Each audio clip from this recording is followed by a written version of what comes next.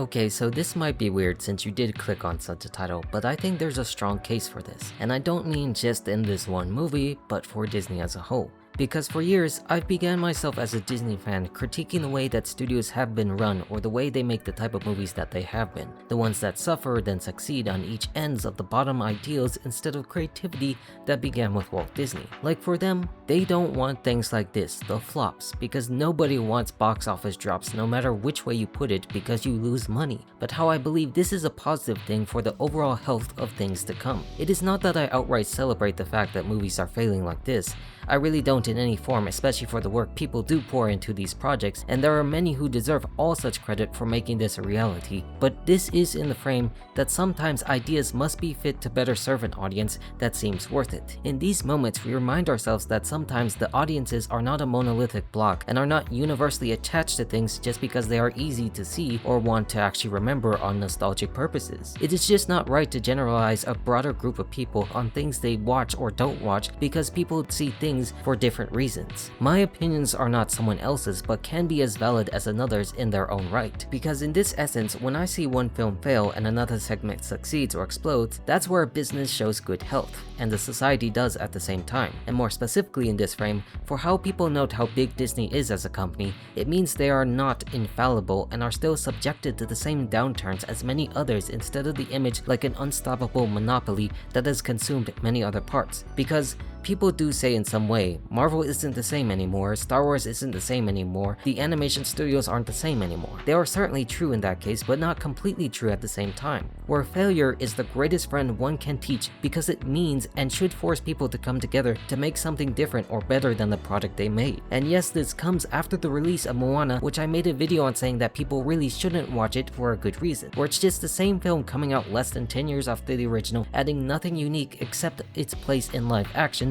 over the ego of others, and this result is the worst live action opening since Snow White. Like, it is so bad that it only barely beat out Snow White for $42 million, which became the disaster it was for all the controversial reasons, whereas in the case of Moana, it actually had no real controversial baggage to it, unlike the others, but was just a bland CGI-fested remake coming out too soon. Nothing to really hate on the actions or words of others in this production, where the people did show good love and passion they have for the film, but it's just like I said before, that there isn't anything worth to see it, which does put Disney in a unique predicament here. Even again after Snow White, where they were saved by Lilo and Stitch, which became the first live action film since Aladdin to make over $1 billion.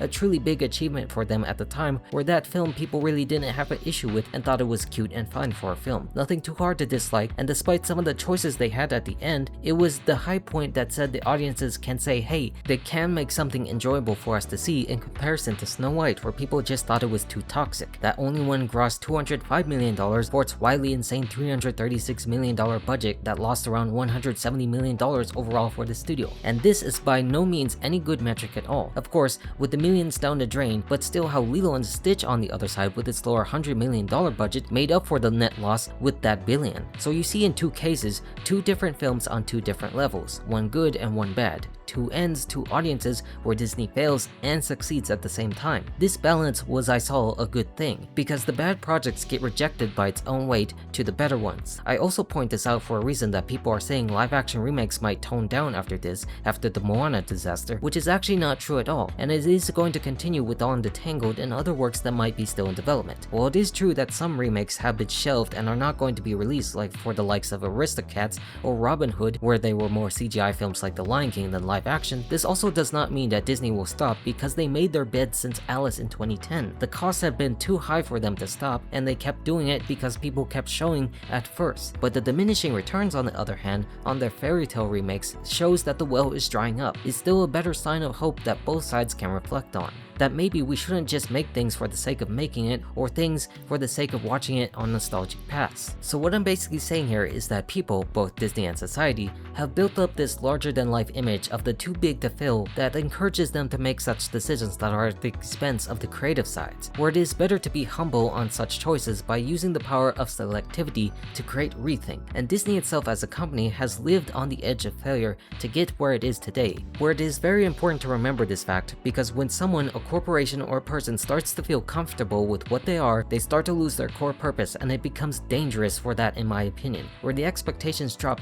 and then the society starts to crumble. That of course is a little bit of overstatement, but you get that picture, where the art is best learned from failure itself, and that's the mindset I take, where you need studios and companies to constantly reshuffle itself to find its footing. The fact that they keep still doing live action remakes like the Tango one in the future is both a good and bad thing, and I won't stop criticizing them for that, but also good on the fact that they keep pushing for it despite the risk, still doing the test of waters where they don't know if it's going to succeed or not, or thinking lowly if it will because it's easy to do, and it's better to learn from that on so the audience agrees with that sentiments. The company has done good work for the course to diversify its parks and industry to create that economic engine that are more important to drive their revenue, where without it, Disney wouldn't be called the giant it is in entertainment, and more susceptible, like some of these other studios, to the failings of its box office. And it is in this belief that better things will come from it because they have to. Like, what company or person will justify mediocrity if it won't get you money anymore? I mean, it is just a simple fact that I don't think anyone wants them to churn out movies like they are products more than they are art,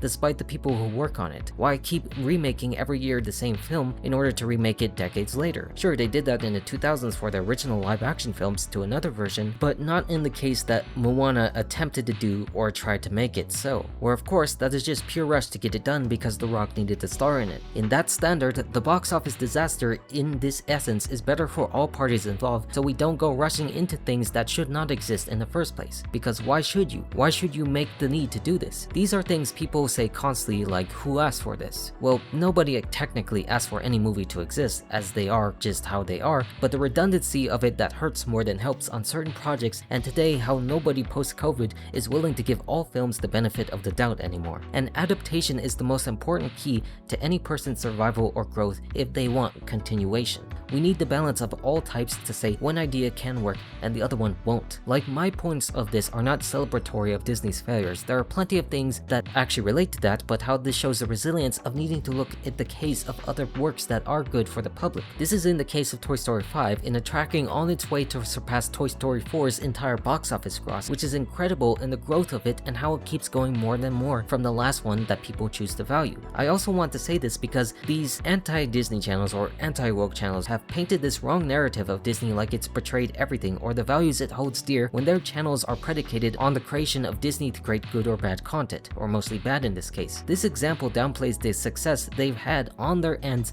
and highlights their failures more often. It's a narrative that wants to own Disney for not doing what they think they want, which can mean a lot of things either way, or just by whatever definition could ever mean or not, which that is very stupid and narrow-minded perspective that does not value the truth in the core of nuanced history, or the frame of why something works or doesn't. Like, it never takes into account, because of how some believe it, of the one side that Disney has had its own issues for years and only has popped up in the 2020s. There are a couple channels, you might know what I'm talking about here, that explicitly do this because they want to constitute a narrative of failure or downturn for their agenda. Things that work both ways for both the company and the person on their perspectives, and they rarely ever highlight the success or downplay it like they've always been. Like, one film can succeed and they chalk it up to just, it was X amount factor. And that's what I've been railing against with this one-minded side of projection that is not truthful. You can lambast their failures but also praise their success if the movie is quality. That the way you should see things or how you do things is encourage the better side of things to come out on top, and not to hype out failures as the best thing ever and dismiss them, because not everything has completely bad nor good parts, but to point out how they can be better. So I just wanted to distinguish that because this side has been so disingenuous to the successes that have been, and only thinking it's good to celebrate their failure like it's dying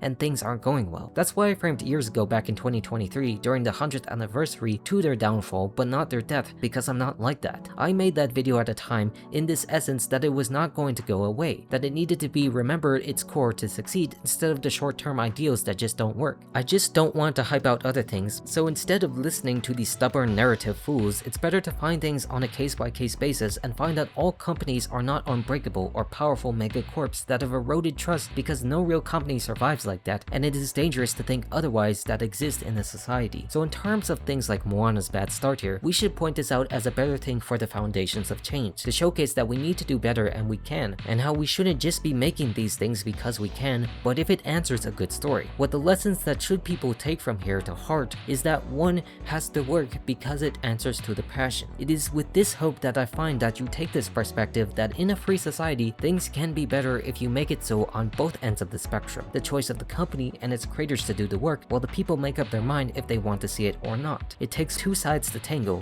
and that is the healthy way for societies to look at. Not one narrative mind that downplays success just because they can to construe their ideological narrative. My argument here is that both can do good on this, which is the ultimate truth of how the nature of projects can show up if they will. And I mean, this isn't my best video to talk about any of this. This is just my present thoughts after seeing what happened, and that's all I have to say. Whatever your choice is, that is up to you. I'm all done. Goodbye.